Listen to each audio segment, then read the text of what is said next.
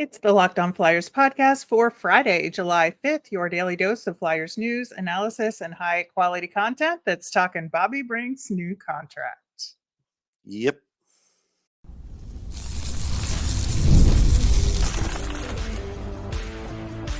You're Locked On Flyers, your daily podcast on the Philadelphia Flyers.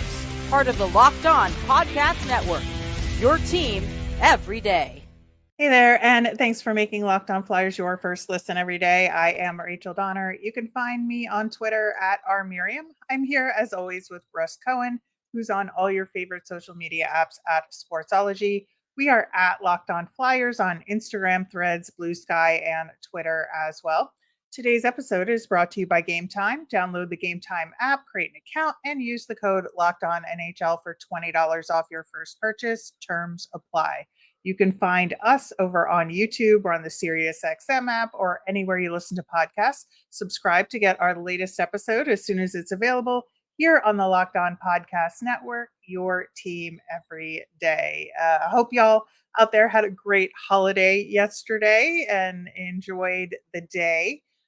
We have Bobby Brink's contract to talk about today. 2 years, 1.5 on the cap hit.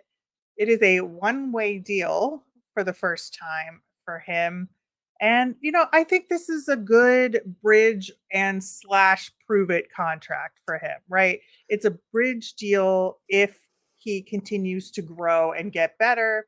And it's also a prove it contract because it's not a lot of term, not a lot of money. And I think it's the right deal for him. Yeah, I mean, I wouldn't have given him 2 years because you still can decide that next year, but that's okay. I don't know if he'll be here in 2 years. Like, to me, even though he scored 11 goals, he went down in a lot of categories that I look at. His giveaway percentage was up compared to the takeaway. His shots getting through went down. It was 52, used to be like 56. He gets a lot of ice time, 1348. So he gets more than Lixell or anybody else when they come up. And that's because he has this ability, but again, he has to prove it. He only had 5 power play points, 3 power play goals. Yep. That's not good enough. And honestly, we're at the point now where this is a very tricky part because he's going to be 23 and he's not a top 6 guy. That's obvious. So he's a third liner or bust.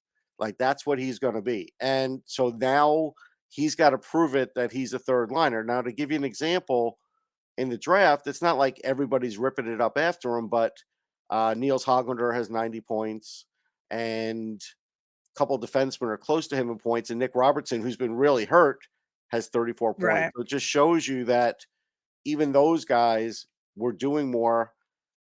So, he's got to do more. That's the bottom line.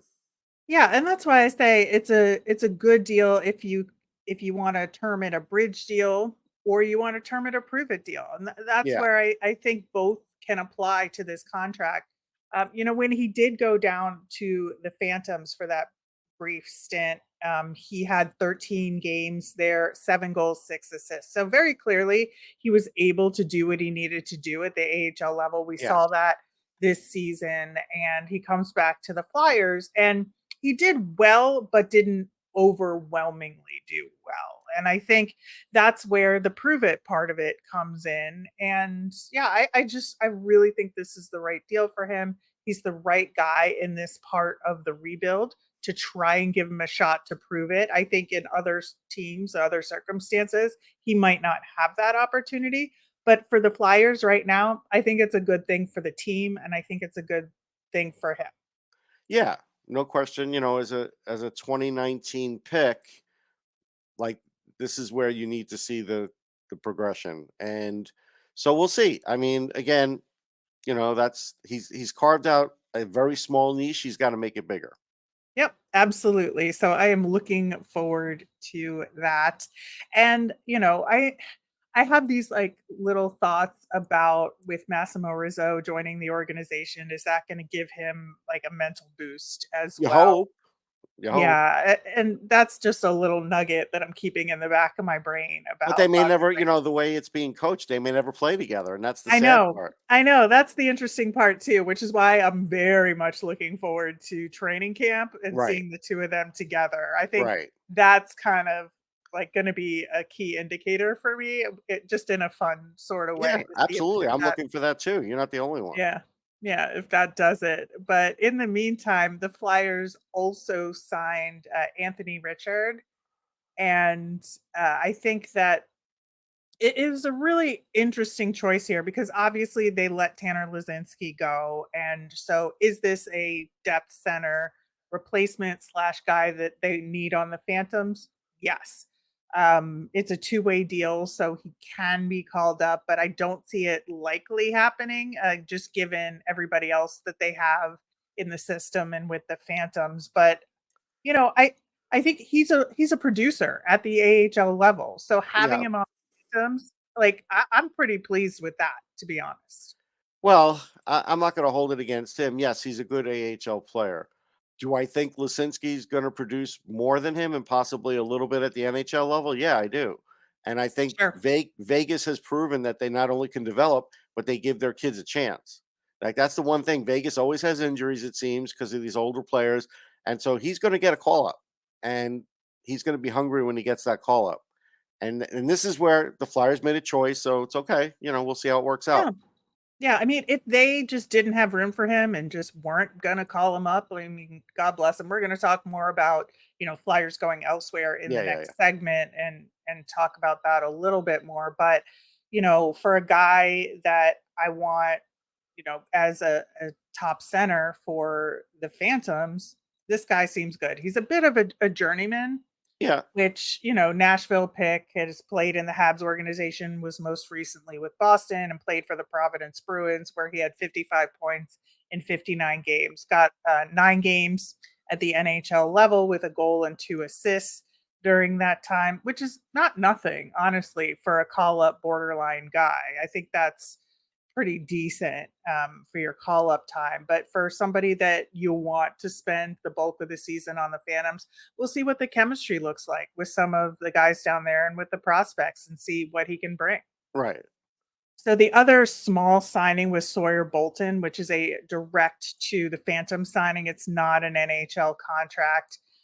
It's just an interesting signing because he played with the London Knights this past season, and it seems to be the Flyers are going in on the London Knights a little heavily. He is the kid of Eric Boulton, who is also a tough guy in the NHL. And he's just an energy Pims guy. I mean, he's not a scorer at all. So expect to see him get limited amounts of time with the Phantoms, I would hope. Yeah, I'm not going to get excited about the signing. We'll see what he can do. And is this a favor because Danny and Eric played together? Probably. Maybe. Maybe. So yeah, we'll see where he fits in the Phantoms going into next season. And I think all of this kind of brings us to the Egor Zamula contract, right? Because Hmm. he's the one guy left they have not announced a deal for. And if you look at the cap, assuming the Ryan Ellis This is LTIR, one of the and last days we could look at the cap. I need to point that out. I know We're running out of days here, and I feel uncap horrible. friendly On cap anyway. friendly, So I know. I'm looking at my spreadsheet right now and just looking at it. If you put Ryan Ellis on LTIR and Ryan Johansson not on LTIR, he's an active member, Which is probably most likely right most now. likely. So we have his $4 million cap hit. We have 1.7 million left, including that LTIR overage. So that's plenty of room for Zamula, in my opinion. And that's Not the really only for what he did, honestly. He- well, but in terms of what they're gonna offer him, I yeah, but I think defensemen get paid more. That's the thing. yeah, I just think he gets a bridge deal similar to what they gave Bobby Brink. And and there He's could way more be deserving of like a 4-year deal, though. He is. he could get a 4-year deal, but still at like I 1.7. know. I know. I I think that's about what they're trying to get Well, here. we'll see And if he takes it. I guess he probably will, but yeah, I think he's worth a little more, but that's all right. yeah, and that's where I think the balance of, cap hit and term are gonna be the sticking point because Yeah, Zamula's people are gonna want longer term and more money, right? right. And so are the Flyers gonna say, "Well, we'll give him a prove it deal for a year or 2 at the That's a lower rate." mistake. He's And already that been would proving be it. yeah, Yeah. yeah. You need to give That him some term here so you could hold on to him. If you give him another prove it deal, he's gonna prove that you're not paying him enough and you're gonna have a problem. right. Yeah, so this should be really interesting what this term is on the Zamula deal. That's the thing Right. I'm looking out for is what have they decided about him and his long-term future with the organization because the term will be the indicator, right? Now they might be able to give him over 2 if they are able to deal somebody else, because that's probably what he's Yeah. worth, a little over 2. Right, and it also will depend on, what they think the Johansson situation is. That maybe, that there's more that they know that they haven't shared yet, and that's part of the discussion. But I think that that's kind of where we're at right now, and we'll see Yeah, what it remember winds out. if Eric Johnson's worth 1,000,000, he's worth double that to me. Yeah, I agree. I absolutely agree, and that's what's so fascinating about all of this. Yeah. Uh, in the meantime, we have some now ex Flyers that have gone elsewhere. We have some remaining UFAs for the Flyers and questions about that, and some ex Flyers of note signing elsewhere. We are going to get into all of that coming up next. It's summer, which always makes me think of baseball, and especially with the Phillies being a ton of fun this season, I want to be there in person as much as possible.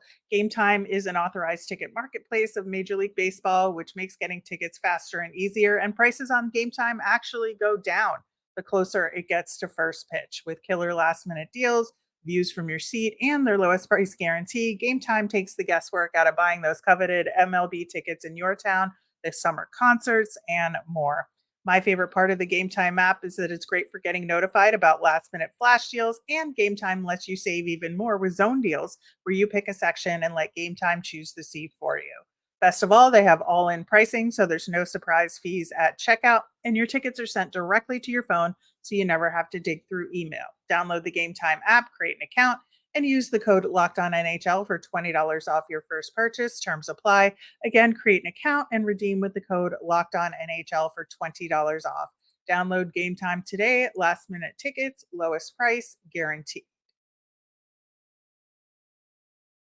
All right, so we talked briefly in the last segment about uh, Tanner Lazinski signing with Vegas, and he was one of the Flyers UFAs that we assumed was going to go elsewhere based on everything we knew about what he had done with the Phantoms and not getting call ups and all of that. Uh, some Flyers are going elsewhere. Cam Atkinson, who the Flyers did the buyout deal for, went to Tampa, which I think is a really interesting spot for him, right? Yeah, I mean, they'll get some value for the first 25, 30 games. The interesting thing is it'll be like, what will he do after that? Yeah, I think what Tampa did this offseason by letting Stamkos walk Oh, I think they could and have let the air out of the locker room. They may find that out. yeah, I think, trying to piece together the rest of the lineup there. I mean, this is like Tampa is going to be a fun team in a train wreck comma, maybe this team will be ragtag and put it together, but Right. highly talented ragtag, let's be Yes. clear. Yep. Nope. That's fair. That's what they are. but but a little bit of a disconnect, right? And maybe Yes. not have the same chemistry. So that's why I'm gonna find it fascinating. And we'll see what Cam Atkinson can do to help that locker room over the Yeah. course of the year. I think, maybe he'll help on the power play. We'll see. But He'll never see the power play on that team. well, what else could There's he too be many there for? guys. I mean, there's too That's many the guys. problem. Yeah. I know. Maybe power Felix play Sands, too. Maybe. maybe.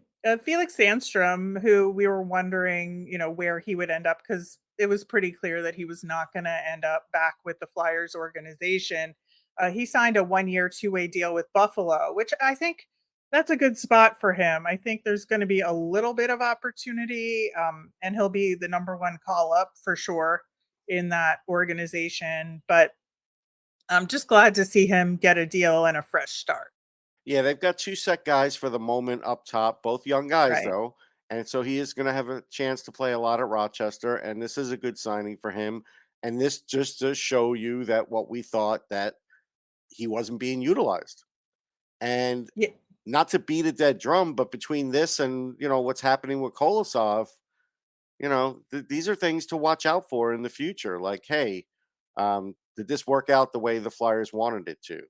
Yeah, I think and Rochester is interesting because they've historically been a very good team, except for this past year, they were not. Right. And so, but Buffalo has beefed up a lot um, between the draft and they have They prospects have. coming up. So I expect Rochester to be a better team and I expect Felix Sandstrom to be a big part of that. Me So too. I'm very happy for him that he is getting Me that too. fresh start. Now, as of recording, the remaining UFAs that the Flyers have are all kind of phantoms guys. Cooper Marody, I think You have to bring him back. Like, how you could you have not to. bring it? How could he not I come back? know. Seriously. Well, what's interesting is that he may be shopping around to see if he can get a two-way deal Maybe. somewhere because that's what he had most recently with Right. the Flyers organization. And so I'm sure the Phantoms have offered him an AHL deal, Right. And but the thing is, he knows he's not getting a call up because he had a good year last year and never got called up. So that's a factor. yeah, so given that fact that he had a Yeah, that's tremendous year true. with the Phantoms, didn't get the call up, I bet he's searching for that two-way deal. So we'll see what happens there. Adam Brooks, a similar situation. He didn't have quite as good a season, but had really good stretch, especially late in the season, and had a really good run of games. And so I would expect he's doing something similar Yeah, right he's now and probably looking for trying a to get two-way. onto the Wilkes-Barre area where maybe, Kyle Dubas eventually gives him another call up. I mean, that's Yeah. one, so I could see something like that happening. Yeah. And then Victor Mete, who honestly doesn't matter It in my does opinion. no, it's just, again, But he's just right now he's not on anybody's radar, unfortunately. yeah, but after that, all of the other UFAs or RFAs that we weren't sure if we're going to get qualified, all of those other decisions have been made. So that, other than the Zamula contract and figuring out what's going on with Johansson and these three remaining UFAs, that's kind of the remaining to do slash under consideration list for the Flyers. Mhm.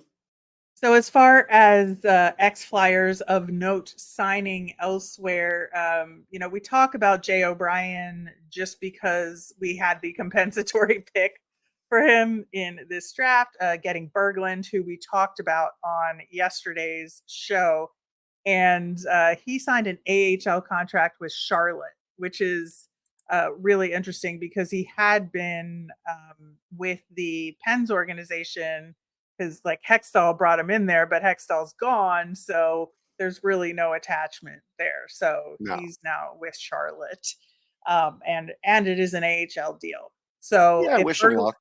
yeah, absolutely. But if Berglund ends up doing more, I think that'll be a win for the Flyers organization.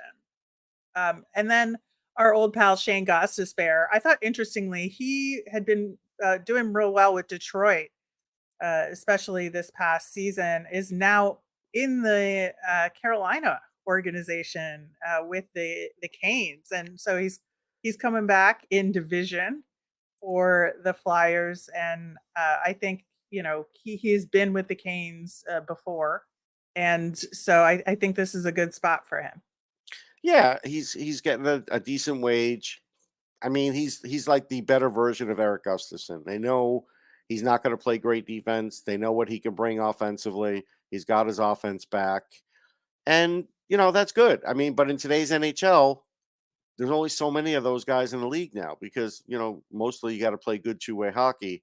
And so, because he could still tilt it offensively, still gets paid. So I'm happy for him. I think for the Canes, it's a good fit. He helps anybody's power play. Yeah, I think so too. And just because I have a soft spot in my heart for this man, Phil Myers, I wanted so much for him to pan out with the Flyers organization. He is now with the Leafs organization signing a two-way deal, so he'll be with the Marlies pretty much. Yeah, he's a good guy. He's lucky he's big. That's really what it is. Redshirted living But likes big. yeah, yep, absolutely. So good luck to him there. But man, I just really wanted him to be an NHL player, and Yeah, this there is was a moment where it was getting close. He was up there. He looked pretty good. I forget who he was paired with, and that worked out for a while. And then they kind of, I think when they switched up his pairing, it kind of threw him, and he was never really the same. When was he he was with up. Sanheim for a Yeah, I while? think he was with Sandheim, and that's when he was good. And then I Yeah, think when he switched out of it, it just didn't work for him. So, right. that's not the Flyers' fault. That's his fault. Nope. He just never had like enough talent. He didn't get better. He was big. He became physical, but sometimes you have to do a little more than that. Yeah, absolutely. All right, we have the weekly poll results to talk about Ooh. next about how you think the Flyers did in the draft. We'll do that in just a moment.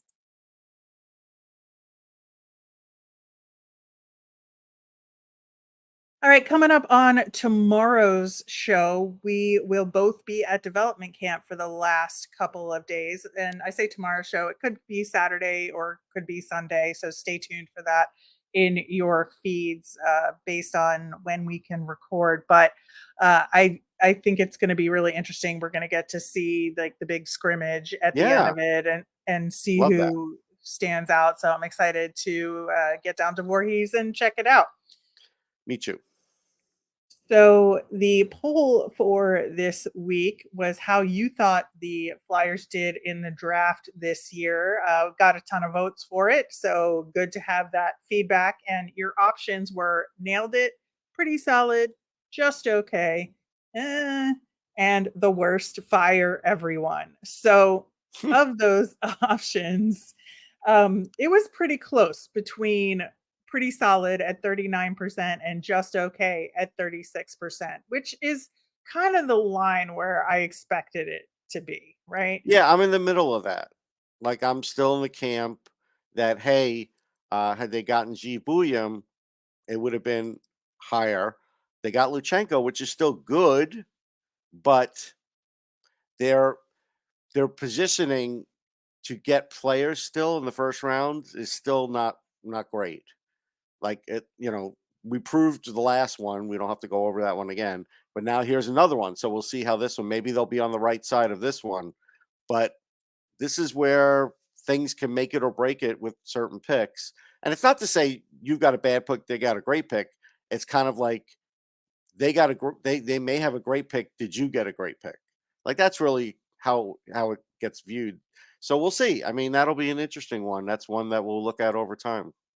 Yeah, I think, as I said earlier in the week, this is definitely a wait and see draft in terms of, who hits and who doesn't of this draft class. They took, some calculated risks Hmm. here and we'll see how it turns out. I'm really excited, but I think as far as what you can say about it now, yeah, I'm in the pretty solid camp, I would say, and I would say that mostly because of looking at what their apparent plan was. And it seems very clear that they are all in on next year's draft. And that's why they got all the assets they did. And thinking that the timing to utilize those draft assets for a combination of picks and potential trades or whatever, that seems to be their strategy. And I think that's what I need to judge them on is if that strategy pans out.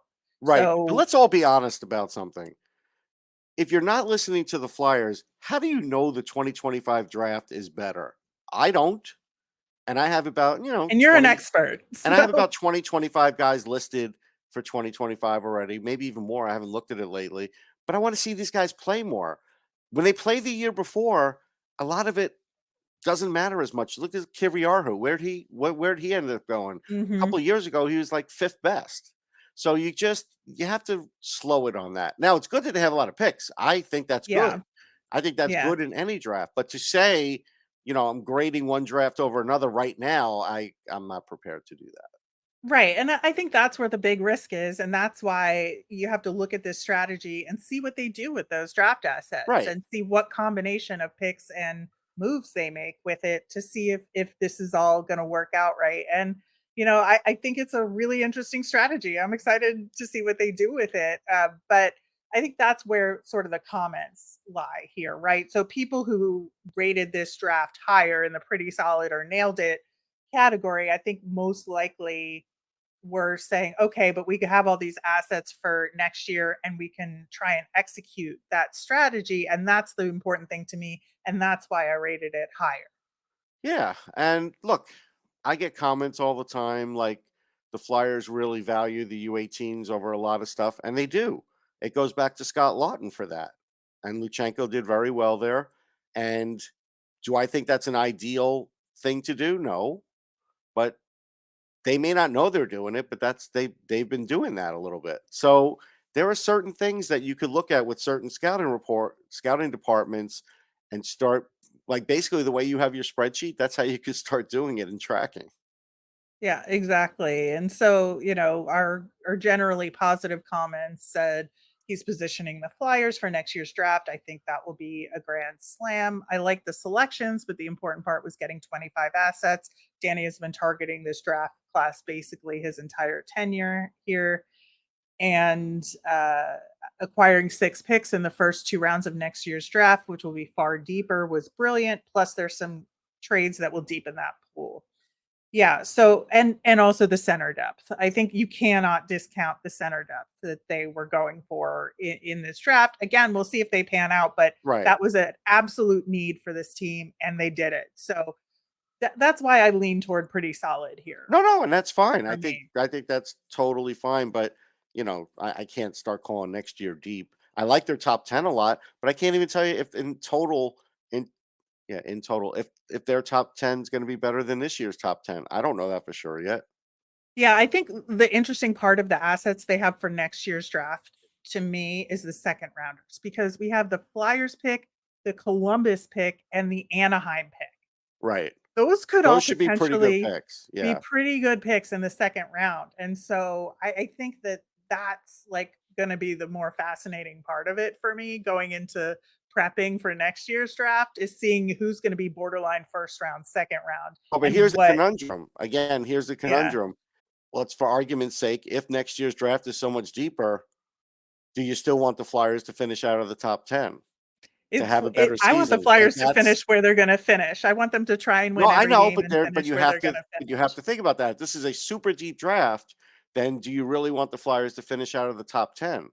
Like, that's you have to, wonder where they're going to pick next year and how good they're going to be and where that's going to position themselves in this particular draft. Like there's people I'm sure have that may be another poll because I'm sure people have an opinion on that. Yeah, well, What that is you're what a you're good saying pull. is the right way to play it, but I don't know if everybody's going to play it that way. Yeah, it's a good question. It is a good question. The third ranked choice was the selection, which I get because there are some questions It's about fair to the. take a wait and see approach in a Yeah, draft like it is. yeah, and so you look at the kind of negative side of this in terms of the comments that we got. There was one: the front office is painting themselves into a corner that all the people they select have to pan out because everybody else in the metro just made a big splash. And that's fair in a lot of ways. There's another one. I was so pissed they passed on Iserman. Um, which if you were going to do a reach pick instead of Luchenko, Iserman would have been a good option as well. Right. No question. But I do But they think, wanted a center, so that's fine. yep, That's yep. what they went after. I'm not going to kill them for that. I do think that's fine. The other interesting thing about this is I think people didn't all say nailed it because they watched the chess game being played and realized that Danny did not play the best chess game in the first round. And it was unfolding on TV. Like you don't have to know a lot about the draft to realize some things didn't play out the way he thought they might. Right, because he didn't get to move up the way he wanted. Right. The price was just too high. That Columbus and Montreal were just pricing people out of it, and Right. nobody was able to make that deal. Let's be Right. clear. it wasn't just Danny. Nobody was able to move up to those spots. Right. But even the moving down one, that's one that will be looked at for a while. Was it worth Yeah. it for a third? That's That they then gave away the next correct. day. So I don't know. I mean, if they got the guy they wanted in the end, it's a wash, right? But we'll see. But I think I that's think, why they didn't get nailed it. I think that's yeah, the reason. yeah, I think so. And I think that man, this is a draft class that is going to be under the microscope for Oh a yeah. long time. And I'm excited to see some of these kids in person at development camp, like I said, and seeing what they do in the next couple of years, and see how many of them end up making the Flyers in the long run. We will have a new poll question next week, so on the Monday show, which will be in 2 shows from now. So stay tuned for that as well. We're going to talk all things dev camp on the weekend show. So keep an eye out for that in your feeds as well. As a reminder, we always want to hear from you. So if you've got mailbag questions, let us know on Twitter at Locked On Flyers. You can email us at lockedonflyers@gmail.com or comment on our YouTube channel. I'm Rachel. I'm on Twitter at rmiriam. That's RMIRIAM. I'm Russ. I'm at Sportsology, SPORTSOLOGY. Locked On has launched the first ever national sports 24/7 streaming channel on YouTube that's also available on Amazon Fire TV and the free Fire TV channels app. Locked On Sports Today is here for you 24/7, covering top sports stories of the day with local experts of Locked On, plus national shows covering every league. Find Locked On Sports Today, now available on the free Fire TV channels app. Have a great day, everyone.